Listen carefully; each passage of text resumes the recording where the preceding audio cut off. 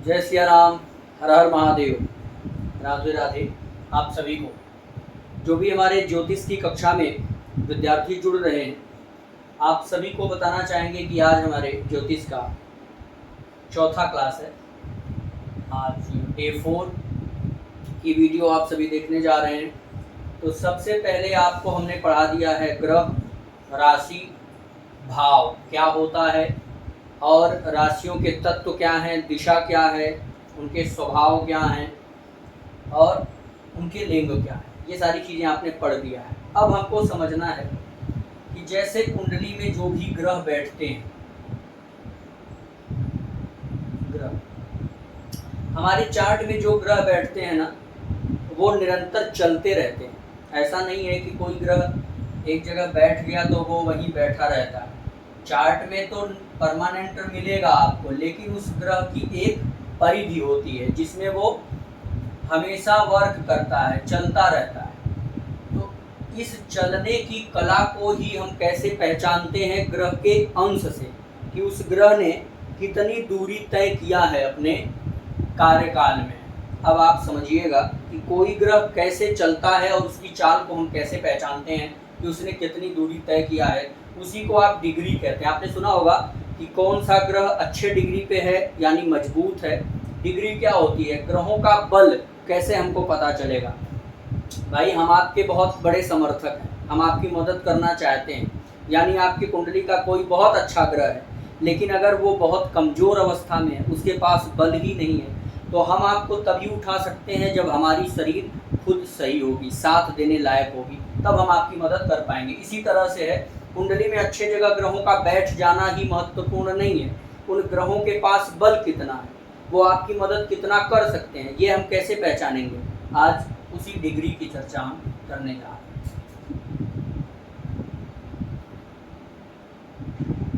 यह हमारा एक चक्कर बना हुआ है, कितने डिग्री का? ये पूरा 360 डिग्री का है। इसमें 12 प्रकार की राशियां इन्वॉल्व हैं। 1 2 3 4 5 6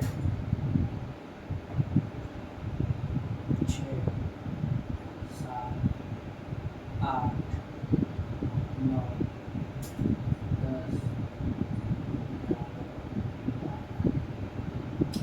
अब आप समझिएगा, ये पूरा 360 डिग्री पर ग्रह की चाल चलेगी। एक ग्रह को इस स्थान से चला है तो फिर चलते चलते चलते चलते वो इसी स्थान पर आएगा। एक चक्कर 360 डिग्री का लगाएगा, यानी एक राशि पर जो ग्रह की चाल होगी वो कितनी होगी?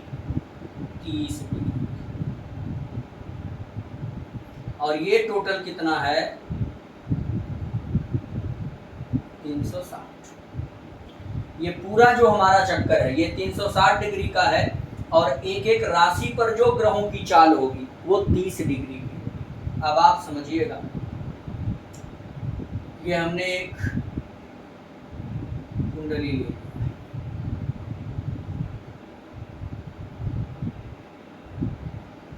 अब इस कुंडली में हमने ग्रहों को बिठाया।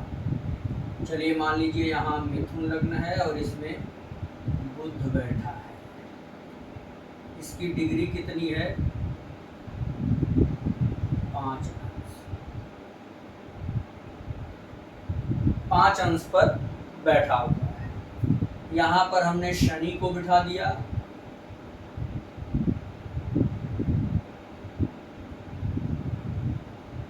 और यहाँ पर शनि की डिग्री कितनी है? 15।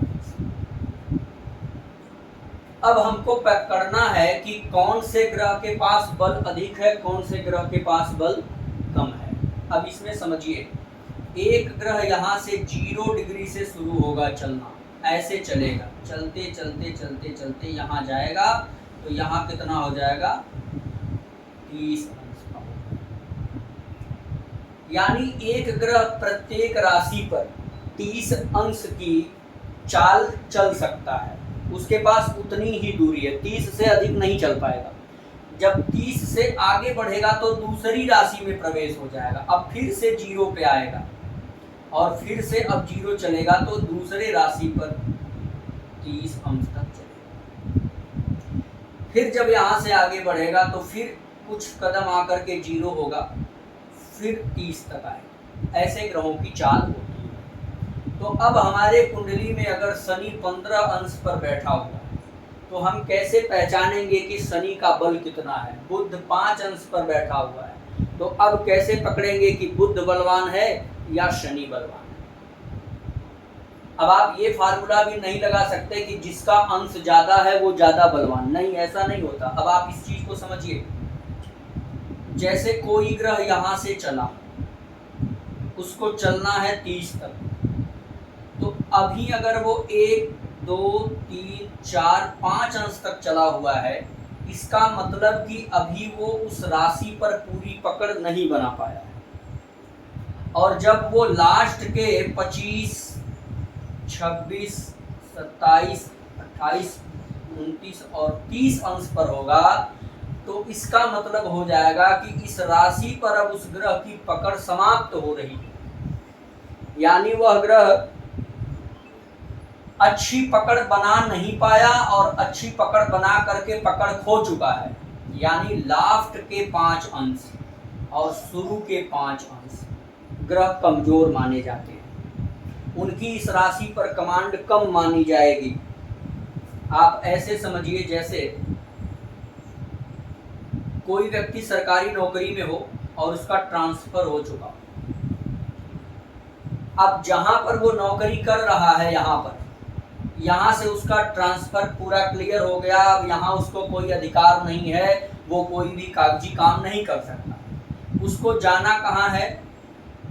उसको जाना है मान लो यहाँ पर, और यहाँ वो पहले नौकरी कर रहा था। तो अब अगर उसको यहाँ जाना है ना, तो यहाँ से अब काम समाप्त हो गया और निकला है यहाँ आने के लिए, तो अभी वो बीच में ही रास्ते में ही है।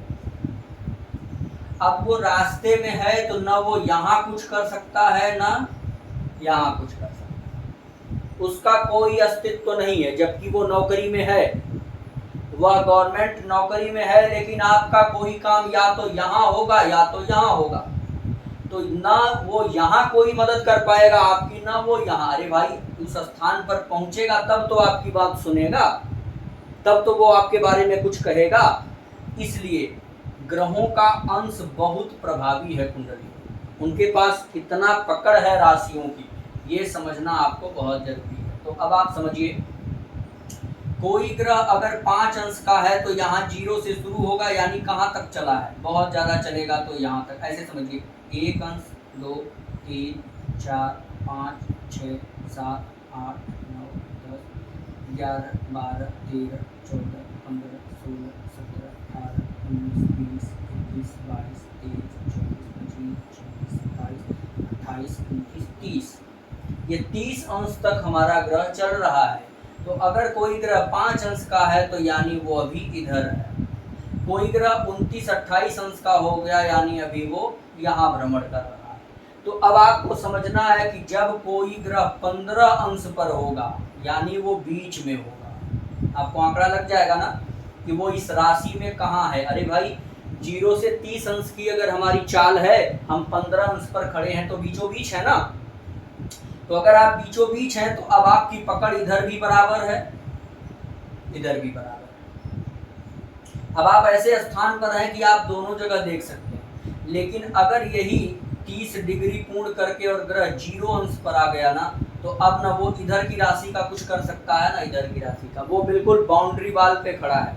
आगे बढ़ा तो दूसरी राशि में और 1 अंश पीछे रहता तो पीछे वाली राशि में रहता। तो इस प्रकार से आप ग्रहों की चाल को समझिए, और ग्रहों के चाल से ही आपको ग्रहों के बल का पता चल जाता है।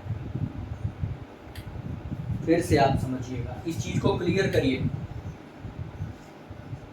मान लीजिए यहाँ पर मेष राशि है, मेष राशि है ये,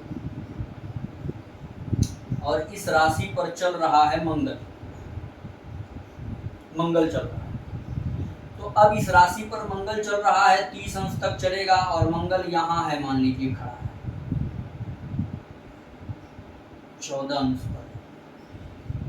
तो अब मंगल, पहला बल तो मंगल को यहाँ इसलिए मिल गया चूंकि अपने राशि पर चल रहा है। जब कोई व्यक्ति अपने दोस्त के घर हो, अपने हिसाब का कोई व्यक्ति हो, कोई धार्मिक व्यक्ति है उसके साथ उसका दोस्त हो, वो भी धार्मिक हो, तो अगर उसके साथ वो यात्रा कर रहा है ना तो वो यात्रा बड़ी अच्छी हो, क्योंकि दोनों का विचार एक जैसा है।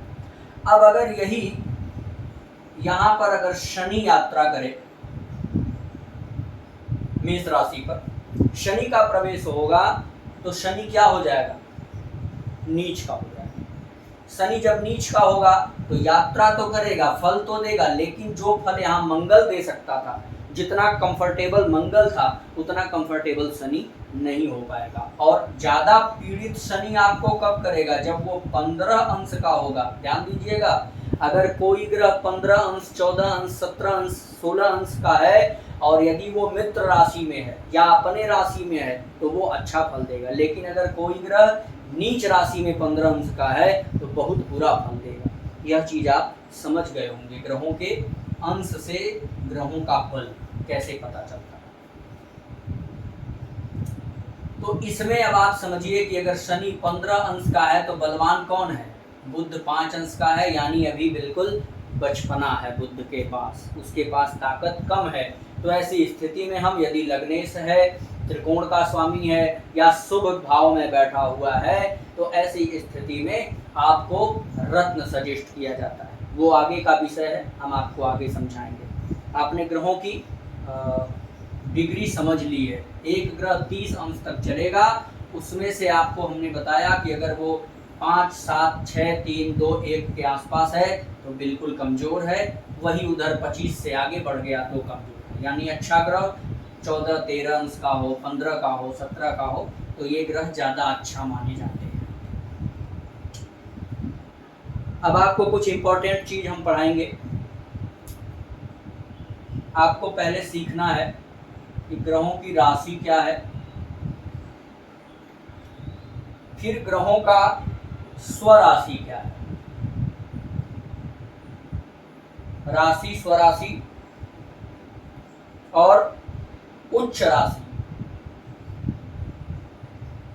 एक होगा परम उच्च, उच्च परम उच्च, एक होगा नीच स्थान, एक होगा परम नीच और एक होगा मूल त्रिकोण।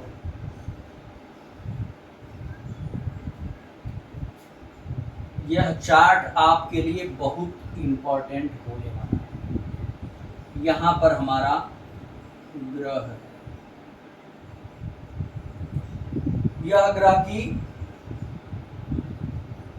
राशि है, यानी राशि स्वामी।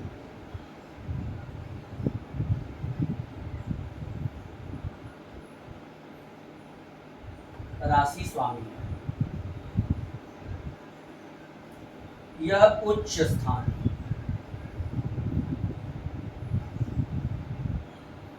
उच्च स्थान हो गया। परमोच्च अंश, परमोच्च अंश। नीच स्थान,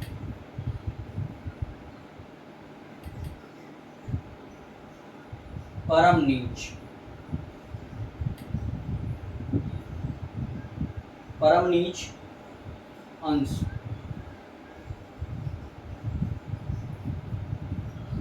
और मूल त्रिकोण।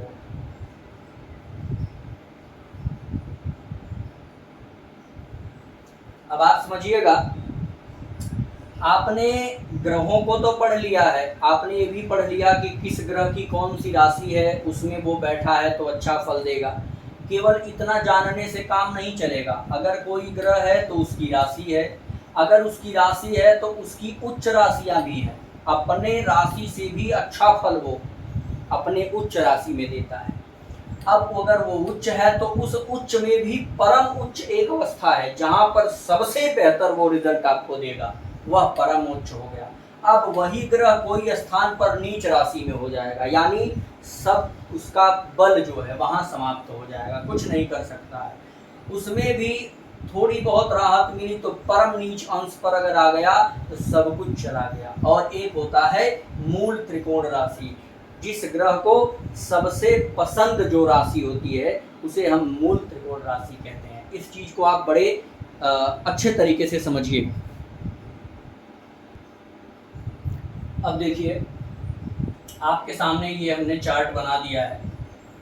अब एक एक ग्रह को आप समझिए। पहले यहाँ पे जैसे सूर्य लिखा हुआ है, ग्रह सूर्य हमारा है, तो सूर्य जो स्वराशि का होगा, जो अपने घर में होगा, यदि वो सिंह राशि में है तो उसका स्वामी है सूर्य, यानी अपने घर में बैठा हुआ है। यदि सूर्य कहीं कुंडली में मेष राशि में आ गया तो इसका मतलब वह अपने उच्च स्थान में बैठा हुआ है। यही सूर्य अगर कहीं मेष राशि पर 10 अंश पर बैठा हुआ है तो यह परम उच्च हो गया, बहुत अच्छा रिजल्ट देगा। यदि यही सूर्य कहीं तुला राशि में बैठ गया तो क्या हुआ, नीच स्थान में आ गया। और यही सूर्य अगर तुला राशि में ही 10 अंश पर आ गया तो परम नीच हो गया, बहुत खराब हो गया। और यही सूर्य अगर सिंह राशि में 1 अंश से 20 अंश के बीच में है तो क्या है, मूल त्रिकोण राशि में है, यानी बहुत पसंदीदा राशि इसकी हो जाती है। यदि कहीं 20 अंश से ऊपर का सूर्य मिला सिंह राशि में तो यही फार्मूला चलेगा फिर स्वराशि वाला। चंद्रमा उसी तरह से कर्क में है तो स्वराशि का, वृषभ में है तो उच्च हो गया, वृषभ में अगर 3 अंश पे है तो परम उच्च, बहुत बढ़िया। यदि वृश्चिक में आ गया चंद्रमा तो नीच का हो गया, वृश्चिक में 3 अंश पर तो बहुत नीच, परम नीच हो गया। 4 अंश से 30 अंश यदि वृषभ राशि में है तो मूल त्रिकोण राशि में होगा। वैसे ही मंगल को देख लीजिए, मंगल यदि मेष राशि या वृश्चिक राशि में है तो स्वराशि का है, क्योंकि दोनों राशियां इसकी हमने 1 और 8 नंबर लिखा है, आप जान गए होंगे, 1 नंबर से मेष और 8 नंबर से वृश्चिक राशि। तो यदि मंगल मेष या वृश्चिक में है तो स्वराशि का, मकर में है तो उच्च स्थान में, मकर में यदि 28 अंश पे है तो परम उच्च हो गया, कर्क में आया तो नीच, कर्क में 28 अंश पर परम नीच, और मेष में है 1 से 18 अंश तक तो मूल त्रिकोण में, और यदि 1 से 18 अंश के बाद आया मेष में तो क्या होगा, स्वराशि का मान लेंगे। अब बुध मिथुन और कन्या का स्वामी है, इसमें रहेगा तो स्वराशि। कन्या में अगर केवल बुध कन्या में है, मिथुन में नहीं है, तो क्या हुआ, उच्च स्थान भी है कन्या उसी का। और कन्या में अगर 15 अंश पर आ गया तो परम उच्च हो गया। मीन में आया तो नीच, मीन राशि में 15 अंश पर परम नीच, कन्या में 16 से 20 अंश है तो मूल त्रिकोण में है। बृहस्पति धनु मीन में है तो स्वराशि, कर्क में है तो उच्च राशि में, कर्क में यदि 5 अंश पर तो परम उच्च, मकर में नीच और मकर में 5 अंश पर परम नीच, धनु राशि में अगर 1 से 13 अंश तक है तो मूल त्रिकोण में है। शुक्र में देख लीजिए, शुक्र यदि वृष और तुला में है, वृषभ राशि या तुला राशि में है तो स्वराशि का, यदि मीन में आया तो उच्च स्थान, यदि मीन में 27 अंश पर तो परम उच्च, कन्या में नीच हो जाएगा, कन्या में 27 अंश पर परम नीच, तुला में अगर 1 से 10 अंश तक है शुक्र तो मूल त्रिकोण में है। शनि को देखिए, मकर कुंभ में है तो स्वराशि, तुला में आया तो उच्च स्थान में, तुला में 20 अंश पे परम उच्च, मेष पर आया तो नीच हो गया, मेष में 20 अंश पर परम नीच, कुंभ में 1 से 20 अंश तक शनि की जो दशा है वो मूल त्रिकोण राशि में आ जाएगी। अब राहु केतु को समझिएगा, राहु केतु किसी भी राशि में स्वराशि, मूल त्रिकोण या उच्च स्थान के नहीं होते हैं, लेकिन फिर भी कुछ हमारे ऋषियों ने, कुछ अच्छे साधकों ने ये माना है कि इन राशियों में राहु अच्छा देता है, केतु अच्छा देता है, इन राशियों में खराब देते हैं। तो अब देख लीजिए, राहु कन्या और मेष में स्वराशि जैसा फल देगा, वृषभ और मिथुन में है तो अच्छा फल देता है, यानी उच्च स्थान की तरफ, इसकी कोई परम उच्च राशि नहीं होती। वृश्चिक धनु में आया तो खराब फल देता है, कर्क में है तो ठीक फल देगा, मूल त्रिकोण राशि मानी जाएगी। केतु को देख लीजिए, यदि तुला में है तो स्वराशि जैसा, वृश्चिक धनु में आया तो उच्च राशि जैसा, और वृष और मिथुन में आ गया तो नीच स्थान में हो जाएगा, और वही मकर में मूल त्रिकोण में आ जाएगा। यह चार्ट आपके लिए बहुत उपयोगी सिद्ध होगा। इस चार्ट से आप समझ सकते हैं कौन सा ग्रह कितने राशि पर उच्च है, नीच है, परम उच्च है, परम नीच है। जब आप ग्रहों की स्थिति समझ लेंगे ना तो फलादेश बहुत अच्छा करेंगे। अब एक चार्ट बनाते हैं।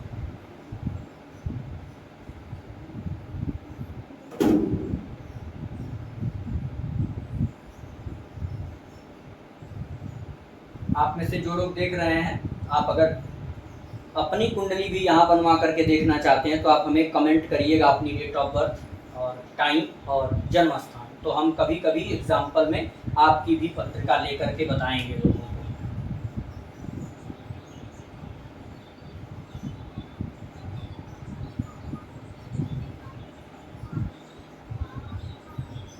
ये हमारी एक कुंडली बन गई। चलिए हम सिंह नगर की कुंडली बनाते हैं।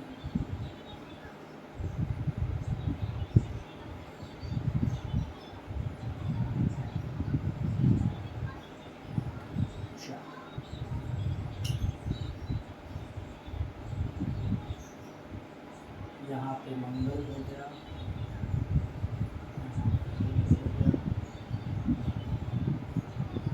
सूर्य हो गया, चंद्रमा हो गया, यहाँ गुरु हो गया, शुक्र हो गया, शनि हो गया,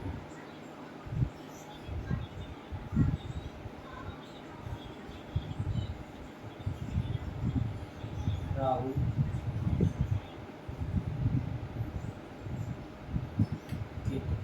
ये हमने ग्रहों को बैठा दिया, प्लेसमेंट हो गया।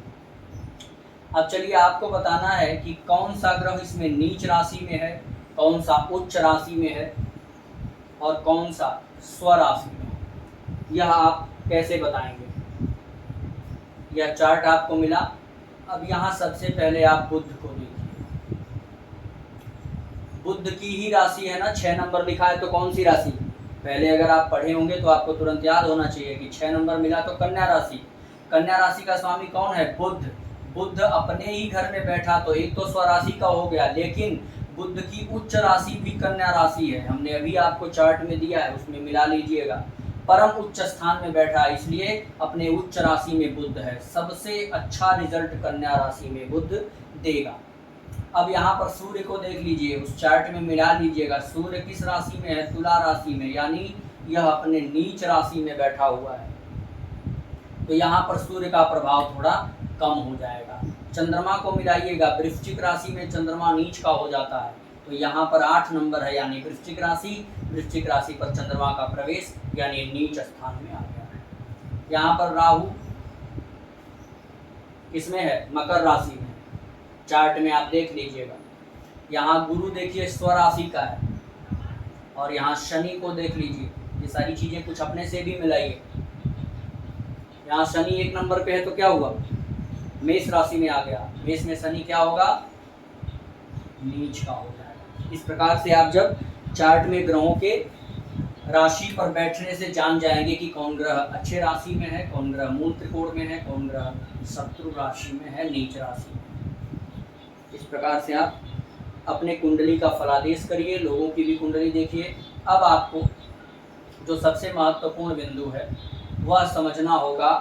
आपने क्या सीख लिया? कोई भी चार्ट आपके सामने आया तो ग्रह किस राशि में है, स्वराशि का है, नीच राशि का है, मूल त्रिकोण का है, उस ग्रह की अंश बल की स्थिति क्या है, और वह ग्रह किधर किधर दृष्टि लगाता है, उसकी दृष्टियां भी हमने आपको पढ़ाई हैं। तो ये सारी चीज़ें अब आपको फलादेश के लिए इम्पॉर्टेंट हो गई। कल हम नई वीडियो के साथ आपके सामने आएंगे। आप हमारी वीडियो देखते रहिए, लोगों को शेयर करते रहिए। यदि आप अपनी कुंडली हमसे दिखवाना चाहते हैं, या किसी बच्चे की कुंडली बनवाना चाहते हैं, या किसी की भी जन्म पत्रिका बनवाना चाहते हैं, तो आप हमसे संपर्क कर सकते हैं। आपको कोई रत्न चाहिए, रुद्राक्ष चाहिए, ज्योतिष से संबंधित कोई परामर्श चाहिए, तो आप हमारे नीचे दिए गए नंबर पर हमें कॉल कर सकते हैं। जय श्री राम।